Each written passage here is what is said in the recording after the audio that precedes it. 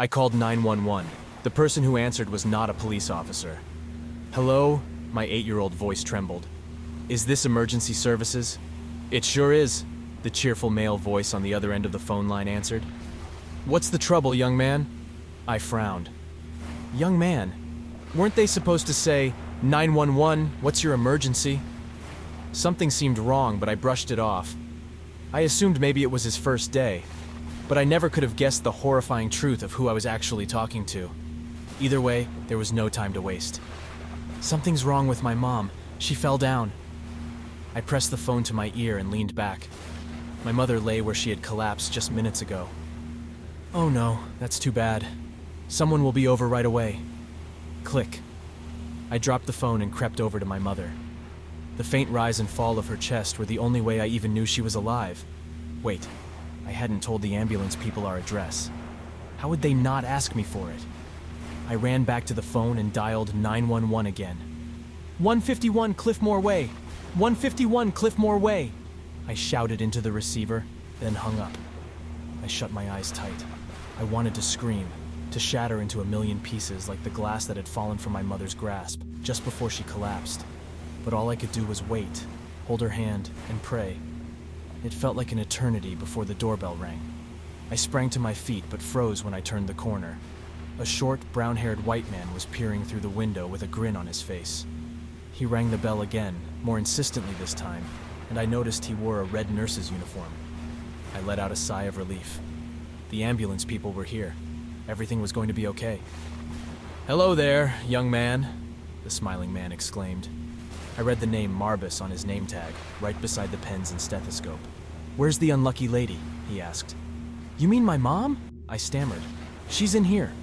Two expressionless assistants in identical red uniforms rolled a gurney to where my mother lay, surrounded by shards of glittering glass. Up, and away! Nurse Marbus rubbed his hands together excitedly, while my mother was loaded into the gurney and rolled out the door. A jolt of helpless fear shot through me. They were taking my mother away. "Mister, can I ride with my mom to the hospital?" I asked the smiling man. "Hospital?" Nurse Marbus wrinkled his forehead, confused. "Oh, there's no need for that. We're professionals, you see." As the assistants loaded my mother into the back of the black ambulance, I looked over their shoulders at the sharp and jagged tools hanging from its walls. They weren't like any medical instruments I'd ever seen. "We'll take excellent care of your mother," the smiling man went on, "and call as soon as you can see her." Nurse Marbus leapt into the rear compartment. His expressionless assistant climbed into the cab, and the black ambulance began to back out of the driveway. I ran behind it, waving my hands. I wanted to yell at them to stop, but I was just a kid. Who was I to contradict the professionals? I was still standing there 5 minutes later when flashing red and blue lights came skidding around the street corner. The two police officers muttered into the radios and looked worriedly at the scene in front of them. A crying child, a wide-open door. "Did you call 911? A blonde policewoman asked. "I did," I nodded. "But they already came. They took my mom away." The two police officers looked at each other. "I'm afraid that's not possible. We received a call from this location, a child shouting in distress, and we were the first ones to respond." The words spun around in my head. If they were the first ones here, who had taken my mom? "No," I whispered, my heart racing. "Then who was?" Before I could finish, the policewoman pulled up a radio again. "We need an immediate trace on a black ambulance that just left 151 Cliffmore Way. Suspects are potentially dangerous." The other officer crouched down to my level, his eyes searching mine. "Can you describe the man who came to your door?" he asked. "Nurse Marbus," I murmured, remembering the name tag. He wore a red uniform, and he had two assistants. Their van was full of weird tools. The officers' faces turned ashen as they exchanged a fearful glance. "Nurse Marbus," the policewoman repeated into a radio, her voice cracking. She began to frantically search her records on a small device, her hand shaking. The male officer continued to speak with me, but his eyes were wide with shock. They worked in panic coordination, reaching out to other units and checking databases. Finally, the policewoman looked up to her partner, her face white as a sheet. Her voice was trembling as she started talking. "The name Marbus belongs to a man who used to work for the city's medical services, but he died in a terrible accident over 20 years ago. The details were horrifying, and it was said that he had been conducting some unlicensed experiments. My heart pounded in my ears as I processed her words. Dead? What's going to happen to my mom? I asked, tears welling in my eyes. I just want her back. We're going to do everything we can to find her, the male officer assured me. But I could see the fear in his eyes. A full year went by since the officer unconfidently muttered those words to me. Exactly 5 full years since my mother went missing. That was when I first received a phone call. I first heard the ringing on my landline and ran over to it to hear a deep male voice. Hello, young man. Everything is going just fine. She sends her love. That was all he said before ending the call. At least that evil man had the decency to check up on me. I told the police. I told my family. I did everything I possibly could to somehow locate this number back to my mother, but there was nothing that could be done. The police spent weeks trying to locate where the call came from, but they couldn't. I had to do something myself. Feeling helpless and desperate, I eventually turned to hiring a private investigator, hoping that someone outside the conventional system might have more success. The investigator I hired was a middle-aged man named Leonard, who had a reputation for being able to find people when no one else could. After a few weeks, Leonard finally got back to me with a lead.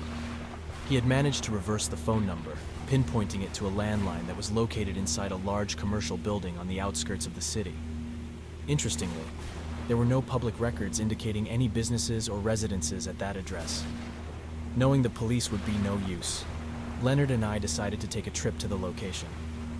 It was a cold night, the moon hidden behind a thick blanket of clouds, plunging the world into an eerie darkness. When we arrived at the building, there were no lights visible from outside. The only indication that someone was there was the faint humming of a generator, despite the entire building looking completely abandoned. Behind the building, I noticed a few large waste bins. Out of curiosity, I approached one of them and found a discarded envelope with a logo imprinted on it. The logo read, Lustrum Pharmaceuticals. I showed it to Leonard, and he raised an eyebrow. Lustrum Pharmaceuticals went under a long time ago, he murmured. They were rumored to be involved in some shady experimental treatments. The information was enough to finally bring the police back into the fold. We returned to the station and presented everything to the detectives, including the logo and Leonard's findings. They were skeptical at first, but when they realized that the clues pointed towards a defunct company linked to illegal practices, they took it more seriously. I finally had a chance of getting my mother back, or so I thought. If only I'd known the horrible things that nurse did to her. They organized a raid, gathering a SWAT team and other officers to infiltrate the building. I was not allowed to accompany them, but I insisted on waiting outside the police barricade, filled with a mixture of hope and dread. I had to beg to go with them. Being a 14-year-old girl, they didn't want me to come too close during the raid, so I wouldn't get injured. They eventually let me go with them to watch. Hours dragged by as I waited, Leonard by my side, his experienced eyes watching the operation unfold. Finally, in the early morning, the door of the building burst open, and officers began to escort people out. Most were in handcuffs, members of the twisted organization responsible for taking my mother. And then finally, I saw her. She was frail and weak, her face pale, and her eyes filled with a haunted expression. But she was alive. Officers guided her carefully, placing her into an ambulance. A significant other caught in my throat, and I ran to her, tears streaming down my face. "Mom!" She turned her head and looked at me, her eyes widening with recognition and love. "Who are you?" she whispered.